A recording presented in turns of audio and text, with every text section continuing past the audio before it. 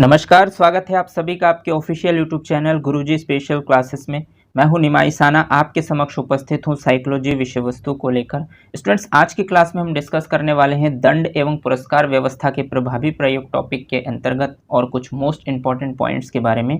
जैसे कि आप सब जानते हैं कि लास्ट क्लासेस के माध्यम से इस टॉपिक के अंतर्गत हमने जाना कि पुरस्कार क्या होता है, पुरस्कार का वास्तविक अर्थ क्या है और एक शिक्षक को पुरस्कार कब और किस तरीके से प्रदान करने चाहिए, भिन्न भिन्न विद्वानों के द्वारा पुरस्कार को किस तरीके से परिभाषित किया गया है, उन सभी बातों को हमने समझने की कोशिश की है।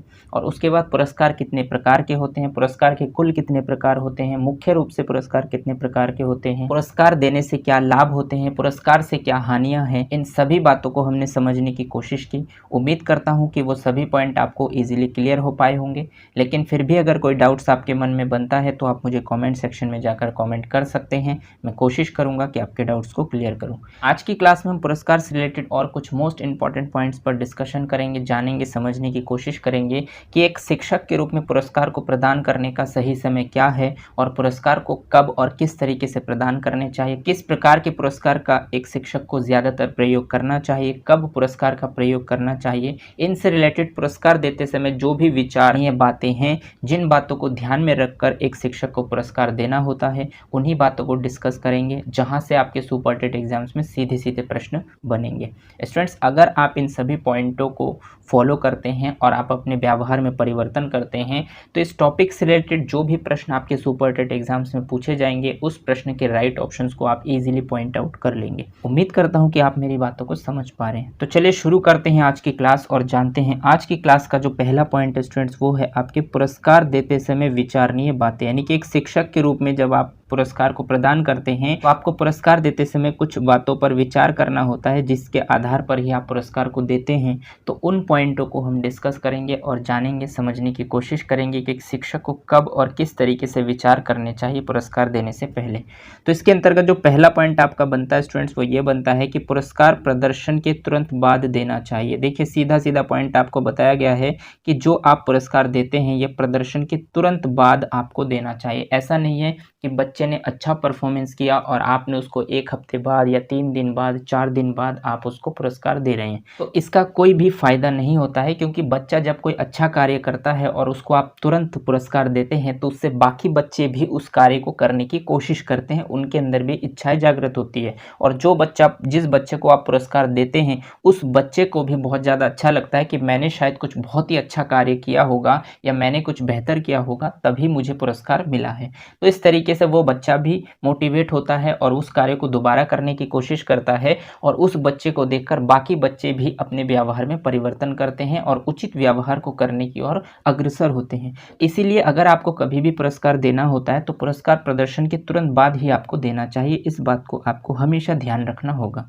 इसके अंतर्गत नेक्स्ट पॉइंट आपका बनता है स्टूडेंट्स कि हो सके तो बड़े धनराशि पुरस्कार में ना दे। देखिए, हो सके तो यानी पॉसिबल आपको ये करनी है कि कभी भी बड़ी धनराशि को पुरस्कार में ना दें। क्योंकि अगर आप बड़ी धनराशि को पुरस्कार में देते हैं तो इससे क्या होता है कि बच्चा जो है सिर्फ सीखने की तरफ उसका फोकस कम होता है और वो प्राइज को यानी पुरस्कार को ज़्यादा महत्व देने लगता है और उस पुरस्कार को प्राप्त करने के लिए वो गलत तरीका भी अपना सकता है। इसीलिए लास्ट क्लासेस में मैंने आपको बताया कि पुरस्कार के क्या लाभ होते हैं और पुरस्कार के से क्या हानियां हैं। तो उसके अंतर्गत मैं आपको इसी बात पर ज़्यादा फोकस करने के लिए कह रहा था, क्योंकि आपको पता है कि अगर आप बड़ी धनराशि को पुरस्कार के रूप में रखेंगे तो बच्चा उस धनराशि को प्राप्त करने के ऊपर उसका फोकस होगा। तो इसके लिए बच्चा कोई नेगेटिव तरीका अपना कर भी उस पुरस्कार को प्राप्त करना चाहेगा और बच्चा सीखने की तरफ उसका ध्यान कम होगा। इसलिए आपको पुरस्कार इसलिए देना चाहिए ताकि बच्चा सही ढंग से सीखे और परिश्रमी प्रवृत्ति का बने।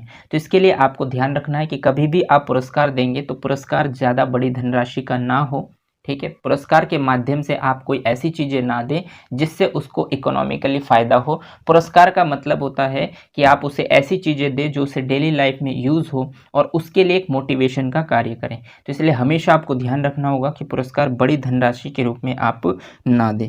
उम्मीद करता हूँ कि आप मेरी बातों को समझ पा रहे हैं और इन पॉइंटों को भी इजीली क्लियर कर पा रहे होंगे।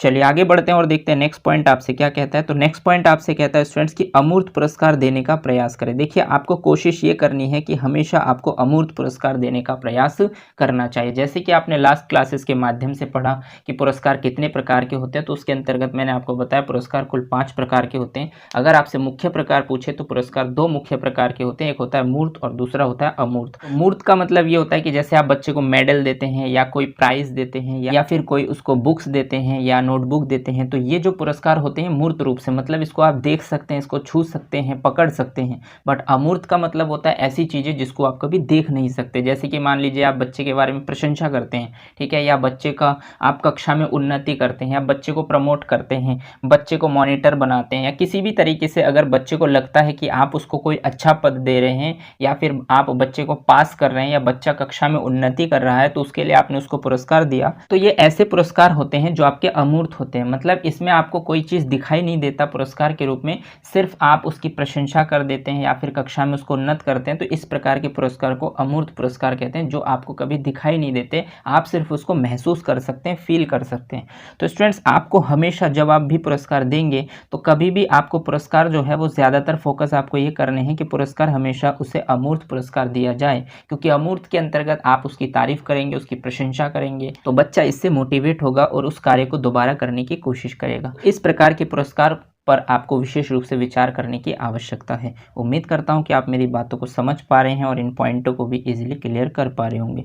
चलिए आगे बढ़ते हैं और देखते हैं नेक्स्ट पॉइंट आपसे क्या कहता है। तो नेक्स्ट पॉइंट आपसे कहता है स्टूडेंट्स की पुरस्कार के रूप में सबसे ज्यादा प्रशंसा को अपनाएं। देखिए यहाँ पर आपको साफ साफ बताया गया है कि पुरस्कार के रूप में सबसे ज्यादा, यानी कि सबसे ज्यादा अगर आपको किसी का प्रयोग करना है तो वो है आपकी प्रशंसा। यानी कि अगर आप बच्चे को किसी अच्छे कार्य को करने पर उसकी आप तारीफ करते हैं, प्रशंसा करते हैं, तो ये सबसे बेस्ट पुरस्कार के रूप में माना जाता है और एक अध्यापक के रूप में आपको बार बार इसी का ही प्रयोग करना चाहिए, क्योंकि इससे क्या होता है कि बच्चा उस कार्य को दोबारा करने का प्रयास करेगा और दूसरे बच्चे भी इससे डिमोटिवेटेड नहीं होंगे। अदरवाइज ऐसा होता है कि मान लीजिए आप बार बार किसी बच्चे को कोई मूर्त पुरस्कार देते हैं तो बाकी बच्चे भी डिमोटिवेटेड हो जाते हैं कि सर तो या मैम तो सिर्फ इसी बच्चे को देते हैं, हमें तो कुछ भी नहीं देते। हालांकि आपको पुरस्कार देना कब और किस तरीके से, उन बातों को भी विशेष रूप से ध्यान देने की आवश्यकता है कि आपको बच्चा जब अच्छा कार्य करेगा तभी आपको पुरस्कार देना। ऐसे नहीं कि आप बेफिजूल में बस हमेशा तारीफ कर रहे हैं बच्चों की, अच्छा कार्य नहीं भी कर रहा है तब भी आप तारीफ कर रहे हैं, तो ये कहीं ना कहीं गलत माना जाएगा या फिर आपके पुरस्कार का कोई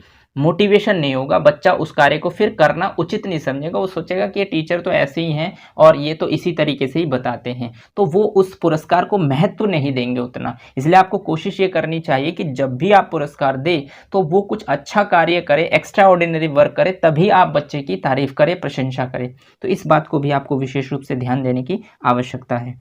चलिए आगे बढ़ते हैं और देखते हैं नेक्स्ट पॉइंट आपसे क्या कहता है। तो नेक्स्ट पॉइंट आपसे कहता है स्टूडेंट्स की छोटी छोटी बातों पर पुरस्कार ना दे। देखिए साफ साफ आपको बताया गया है कि अगर कोई छोटी छोटी बात है तो उस पर आप पुरस्कार ना दें, क्योंकि छोटी छोटी बात पर भी अगर आप पुरस्कार देंगे बच्चों को तो बच्चों के अंदर पुरस्कार का वो महत्व नहीं रहेगा और फिर वो उस कार्य को करने के लिए उतने प्रबल रूप से क्रियाशील नहीं रहेंगे। तो इसलिए आपको ध्यान देने की आवश्यकता है कि पुरस्कार का प्रयोग तो आपको करना है, पर छोटी छोटी बातों पर आपको कभी पुरस्कार नहीं देने हैं। चलिए आगे बढ़ते हैं और देखते हैं नेक्स्ट पॉइंट आपसे क्या कहता है। तो नेक्स्ट पॉइंट आपसे कहता है स्टूडेंट्स की पुरस्कार निष्पक्ष ढंग से केवल योग्य छात्रों को सराहनीय कार्यों को करने पर ही दिया जाना चाहिए। ये पुरस्कार जो है उसको हमेशा आपको निष्पक्ष ढंग से ही प्रदान करने चाहिए, मतलब इसमें पक्षपात नहीं होने चाहिए कि कोई आपकी फैमिली का बच्चा है या कोई बच्चा आपका बहुत ज़्यादा प्रिय है तो उसी को ही आप बार बार उसकी ही तारीफ करेंगे या उसको ही पुरस्कार देंगे। तो इस प्रकार का व्यक्तित्व आपका नहीं होना चाहिए, क्योंकि आप एक अध्यापक है और आपके लिए सभी इक्वल है और आप समावेशी शिक्षा को पढ़कर आए हैं तो आपको सारी चीज़ों का ज्ञान है। तो इसलिए पुरस्कार हमेशा आपको जब भी वितरण करना है तो निष्पक्ष ढंग से प्रदान करना है और केवल योग्य छात्रों को ही, जो योग्य छात्र हैं, जो पुरस्कार के लायक है, जिन्होंने कोई सराहनीय कार्य किया होगा, तो उसी कार्य के बेसिस पर ही आपको पुरस्कार प्रदान करना है। ऐसा नहीं है कि आप बच्चे ने कोई अच्छा कार्य नहीं किया या कोई सराहनीय कार्य उसने नहीं किया और फिर भी आप उसको पुरस्कार दे रहे हैं, तो ये कहीं ना कहीं गलत हो जाएगा। तो इसलिए आपको इस बात का ध्यान रखना है कि जब भी आप पुरस्कार का वितरण करेंगे तो निष्पक्ष ढंग से केवल योग्य छात्रों को ही सराहनीय कार्य को करने पर ही उसको पुरस्कार दें। उम्मीद करता हूँ कि आप मेरी बातों को समझ पा रहे हैं और इन पॉइंटों को भी इजीली क्लियर कर पा रहे होंगे। चलिए आगे बढ़ते हैं और देखते हैं नेक्स्ट पॉइंट आपसे क्या कहता है। तो नेक्स्ट पॉइंट आपसे कहता है स्टूडेंट्स कि साधारण कार्यों के लिए पुरस्कार देना उचित नहीं है। देखिए, अगर कोई साधारण कार्य बच्चा करता है तो उस कार्य के लिए आपको पुरस्कार देना उचित नहीं है। मतलब साधारण कार्य बच्चे करने से उसको पुरस्कार आपको नहीं देना चाहिए, क्योंकि ऐसा करने से बच्चे के अंदर पुरस्कार का महत्व समाप्त हो जाएगा। इसलिए आपको इस बात को भी विशेष रूप से ध्यान देने की आवश्यकता है। उम्मीद करता हूँ कि आप मेरी बातों को समझ पा रहे हैं और इन पॉइंटों को भी क्लियर कर पा रहे होंगे।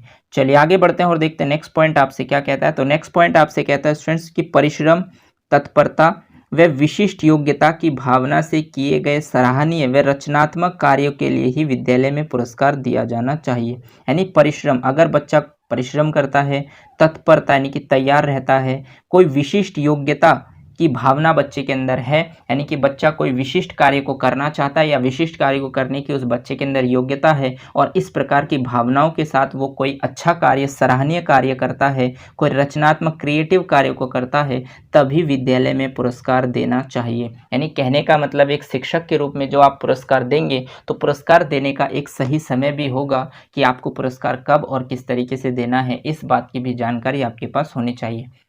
मतलब जब भी आप पुरस्कार देंगे अपने विद्यालय में तो आपको ध्यान देना होगा कि बच्चा परिश्रम तो कर रहा है या नहीं, बच्चा हमेशा तैयार तो है या नहीं, बच्चे के अंदर कोई विशिष्ट योग्यता है या नहीं। और इस प्रकार की परिश्रम करने की, तैयार रहने की, विशिष्ट योग्यता की भावना के साथ अगर बच्चा कोई सराहनीय और रचनात्मक कार्य को करता है तो उसी कारण ही उस बच्चे को विद्यालय में पुरस्कार दिया जाना चाहिए। इसका मतलब ये है कि कभी भी आपको बेफजूल में पुरस्कार नहीं देने हैं। किसी विशिष्ट कार्य के दौरान आपको ध्यान रखना है कि कौन सा बच्चा परिश्रम कर रहा है, कौन सा बच्चा हमेशा कार्य को करने के लिए तैयार रहता है और उसे आगे बढ़ने की इच्छा है। इस प्रकार की भावना के साथ जब वो कोई अच्छा कार्य करता है, सराहनीय कार्य करता है, कोई रचनात्मक कार्य को करता है, तभी आप बच्चे को पुरस्कार दें।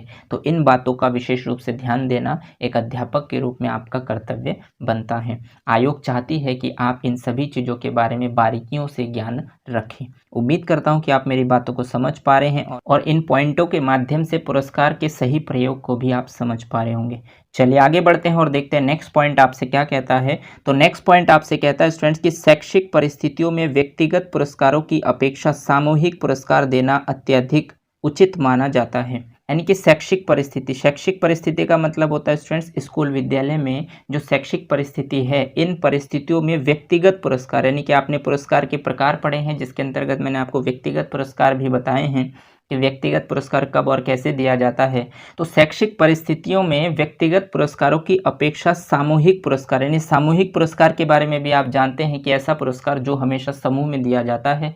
फॉर एग्जाम्पल के लिए जैसे मान लीजिए कि कोई टीम, जैसे क्रिकेट की कोई टीम जब वर्ल्ड कप का मैच जीतती है तो जो वर्ल्ड कप की ट्रॉफी है वो पूरी टीम को दी जाती है। तो इस प्रकार के पुरस्कार को हम सामूहिक पुरस्कार कहते हैं। और इसमें बताया गया है आपको कि एक शिक्षक के रूप में जब भी आप शैक्षिक परिस्थिति में पुरस्कार को प्रदान करते हैं तो आपको व्यक्तिगत पुरस्कारों की अपेक्षा, यानी व्यक्तिगत पुरस्कारों का कम से कम प्रयोग करके आपको ज़्यादातर सामूहिक पुरस्कार का प्रयोग करना चाहिए। इससे बच्चों के अंदर ज़्यादा से ज़्यादा मोटिवेशन मिलता है, ज़्यादा बच्चे जो है उचित कार्य को करने के लिए अग्रसर होते हैं और फिर वो परिश्रम भी करते हैं, तत्पर भी रहते हैं। तो इससे जो भी वो चीज़ें सीखते हैं वो उन्हें लंबे समय तक याद होता है और इसके माध्यम से जो भी वो चीज़ें सीखते हैं वो उन्हें जीवन भर याद भी होता है। तो इस प्रकार के फ़ायदे अगर आप सामूहिक पुरस्कार का प्रदान ज़्यादा करेंगे तो इसमें ज़्यादा से ज़्यादा बच्चों का डेवलपमेंट हो पाएगा। इसलिए एक शिक्षक का रोल होता है कि वो शैक्षिक परिस्थितियों में ज़्यादातर सामूहिक पुरस्कारों का प्रयोग करें। उम्मीद करता हूं कि आप मेरी बातों को समझ पा रहे हैं और इस पॉइंट को भी इजीली क्लियर कर पाए होंगे। चलिए आगे बढ़ते हैं और देखते हैं नेक्स्ट पॉइंट आपसे क्या कहता है। तो नेक्स्ट पॉइंट आपसे कहता है स्टूडेंट्स कि किसी विषय विशेष में कमज़ोर छात्र को उस विषय के अध्ययन के लिए प्रोत्साहित करने के लिए उनकी प्रशंसा करके पुरस्कृत करना चाहिए। यानी किसी विषय विशेष में कमज़ोर कोई बच्चा मान लीजिए किसी विषय में कमज़ोर है तो उस कमज़ोर छात्र को उस विषय में अध्ययन के लिए प्रोत्साहित करने के लिए, मतलब मान लीजिए कि कोई बच्चा किसी एक विषय में कमज़ोर है तो उस बच्चे को अध्ययन के लिए अगर आप प्रोत्साहित करना चाहेंगे तो उनकी प्रशंसा करके उनको पुरस्कृत करना चाहिए। अगर आप ऐसा करते हैं, मान लीजिए कि कोई बच्चा मैथ में यानी गणित में कमज़ोर है और आप उस बच्चे को मैथ के प्रति उसके के अंदर मोटिवेशन स्थापित करना चाहते हैं ताकि वो मैथ्स को ज़्यादा से ज़्यादा पढ़े, तो आप उसकी एक छोटी सी कार्य जो उसने किया होगा उसकी तारीफ़ कीजिए, उसकी प्रशंसा कीजिए और उसके लिए क्लैपिंग करवाइए, उसको पुरस्कृत कीजिए और उसके बाद उसे और ज़्यादा मोटिवेटेड कीजिए कि आप इसी तरीके से यदि सॉल्व करते हैं क्वेश्चंस को तो आप बहुत जल्दी मैथ्स को सीख सकते हैं और आपके अंदर से मैथ का जो फोबिया है, डर है, वो समाप्त हो जाएगा। तो इस तरीके से मान लीजिए कि कोई बच्चा किसी विषय में कमज़ोर है और उस बच्चे को आप उस सब्जेक्ट्स के प्रति अध्ययन करने के लिए मोटिवेट करना चाहते हैं, तो उसकी थोड़ी बहुत प्रशंसा करके उसको पुरस्कृत करेंगे तो वो बच्चा उस कार्य को दोबारा करने की कोशिश करेगा और उसके अंदर एक मोटिवेशन जागृत होगा और फिर वो चीज़ों को ईजिली कर पाएगा और आने वाले समय में वो उसकी जितनी इच्छा उस सब्जेक्ट के प्रति बढ़ेगी, वो जितना ज़्यादा उस पर कार्य करेगा वो चीज़ें उसके लिए उतनी ही आसान बनती जाएगी। तो इस तरीके से एक शिक्षक का रोल होता है बच्चों को पुरस्कार प्रदान करना। तो इसीलिए आपको ज्ञान होना चाहिए कि पुरस्कार तो आपको देना है, पर कब और किस तरीके से देना है, इस बात की जानकारी के लिए ही आपको आयोग ने इस टॉपिक को पढ़ने के लिए दिया है। उम्मीद करता हूँ कि आप मेरी बातों को समझ पा रहे हैं और इन पॉइंटों के माध्यम से आप पुरस्कार को भी इजीली क्लियर कर पाए होंगे। चलिए आगे बढ़ते हैं और देखते हैं नेक्स्ट पॉइंट और लास्ट पॉइंट आपकी पुरस्कार देते समय विचारणीय बातों के अंतर्गत मूर्त पुरस्कारों की अपेक्षा अमूर्त पुरस्कारों को अधिक मात्रा में दिया जाना उचित होता है। देखिए, एक शिक्षक के रूप में अगर आपको पुरस्कारों के बारे में जानकारी है तो आपको ये पता होना चाहिए कि पुरस्कार का प्रयोग आपको कब करना चाहिए। देखिए, पुरस्कार के जो प्रकार है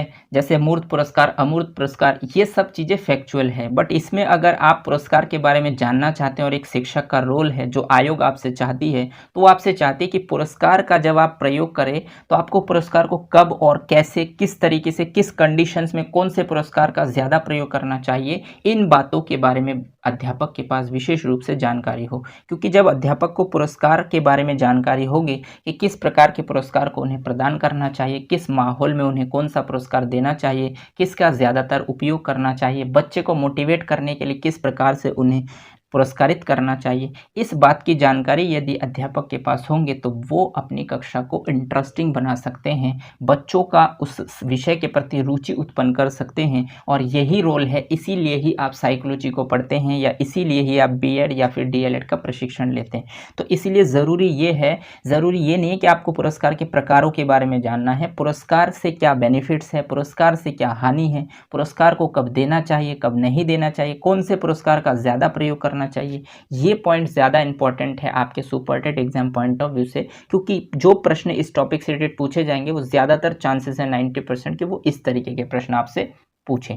तो इसीलिए आपको जो पुरस्कार देते समय विचारणीय बातें मैं आपके साथ डिस्कस कर रहा हूँ, इसको आपको सबसे ज़्यादा महत्व देना है। क्योंकि यदि आप ये बातें समझ गए तो इसका मतलब आपके व्यवहार में ऑटोमेटिक परिवर्तन हो गया और आप समझ पाए और इन्हीं के बेसिस पर आपसे क्वेश्चंस पूछे जाएंगे। जब हम इसके प्रैक्टिस सेट को सॉल्व करेंगे तब आपको रियलाइज़ होगा कि मैं आपको किस तरीके के कंटेंट दे रहा हूँ और किस तरीके से आपके व्यवहार में परिवर्तन करने की कोशिश कर रहा हूँ और आप से किस तरीके के प्रश्न पूछे जाएंगे और उन प्रश्नों को सॉल्व करने के लिए आपको किस तरीके से कंटेंट को कवर करना होगा। ये सभी बातों को आप वहाँ पर समझ जाएंगे। लेकिन लास्ट पॉइंट आपसे कहता है कि मूर्त पुरस्कार, यानी कि जो मूर्त पुरस्कार होते हैं, जैसे कि आप कोई ट्रॉफी देते हैं या मेडल देते हैं या फिर कोई नोटबुक प्राइज़ में देते हैं बच्चों को, तो इस पुरस्कार की अपेक्षा आपको अमूर्त पुरस्कारों का अधिक मात्रा में उपयोग करने की आवश्यकता है या अधिक मात्रा में इसको दिया जाना उचित माना जाता है। क्योंकि मूर्त पुरस्कार आप मान लीजिए अगर आप देते भी हैं तो आपको साल में 2 बार, 3 बार, 4 बार आप दे सकते हैं। मतलब जब बच्चा कोई परफॉर्मेंस करता है या आप कोई आयोजन करवाते हैं, स्कूल्स में कोई कार्यक्रम करवाते हैं, तो उस दौरान आपको मूर्त पुरस्कार देने चाहिए। और मान लीजिए कि बच्चा हाफ ईयरली एग्जाम्स कंप्लीट करता है या एनुअल एग्जाम करता है, तब बच्चे को देना चाहिए। रोज़ रोज़ आपको मूर्त पुरस्कार देंगे तो बच्चे का पुरस्कार के प्रति महत्व ही समाप्त हो जाएगा। तो इसलिए आपको मूर्त पुरस्कार का प्रयोग बहुत कम मात्रा में करने चाहिए, लेकिन अमूर्त पुरस्कार का प्रयोग आप डेली कर सकते हैं। अगर आपको लगता है कि बच्चा कोई अच्छा कार्य कर रहा है या बच्चा लगातार मेहनत कर रहा है, परिश्रम कर रहा है और हमेशा तैयार रहता है कुछ सीखने के लिए, और सीखने की भावना इसके अंदर पहले से है और ज़्यादा सीखना चाहता है, हमेशा इसके लिए तत्पर रहता है, तो उस बच्चे के कुछ सराहनीय कार्य करने या फिर कोई क्रिएटिव कार्य बच्चा करता है तो उसके लिए आपको तुरंत बच्चे को पुरस्कारित करना चाहिए। इससे बच्चे के अंदर मोटिवेशन मिलता है, वो उस कार्य को दोबारा करने की कोशिश करता है, बाकी बच्चे उसको देखकर अपने व्यवहार में उचित व्यवहार को करने की वो भी कोशिश करते हैं, जिससे आपकी जो क्लास है वो बहुत ज़्यादा इंटरेस्टिंग बन पाता है और बच्चे हमेशा आपसे सीखने की कोशिश करते हैं। तो इसलिए आपको कोशिश करनी चाहिए कि मूर्त पुरस्कारों की जगह अमूर्त पुरस्कारों का ज़्यादातर प्रयोग करें। उम्मीद करता हूँ कि यहाँ तक जितने भी पॉइंट्स मैंने आपके साथ डिस्कस किए पुरस्कार देते समय विचारणीय बातों के अंतर्गत एक शिक्षक का रोल, उन सभी बातों को आपने ईजिली क्लियर किया होगा, आपको सभी पॉइंट ईजिली क्लियर हो पाए होंगे। लेकिन फिर भी अगर कोई डाउट्स आपके मन में बनता है तो आप मुझे कमेंट सेक्शन में जाकर कमेंट कर सकते हैं। मैं कोशिश करूँगा कि आपके डाउट्स को क्लियर करूँ। आज के लिए बस इतना ही। अगर आपको क्लास अच्छी लगी हो तो इसे लाइक कीजिए, अपने दोस्तों के साथ शेयर कीजिए, और अगर आपने चैनल को सब्सक्राइब नहीं किया है तो चैनल को सब्सक्राइब कर लीजिए, बेल आइकन को भी प्रेस कर दीजिए, ताकि इसी तरीके के बेनिफिशियल वीडियो जब भी मैं आपके लिए बनाऊँ तो आपको टाइम टू टाइम नोटिफिकेशन मिलते रहें। धन्यवाद। जय हिंद।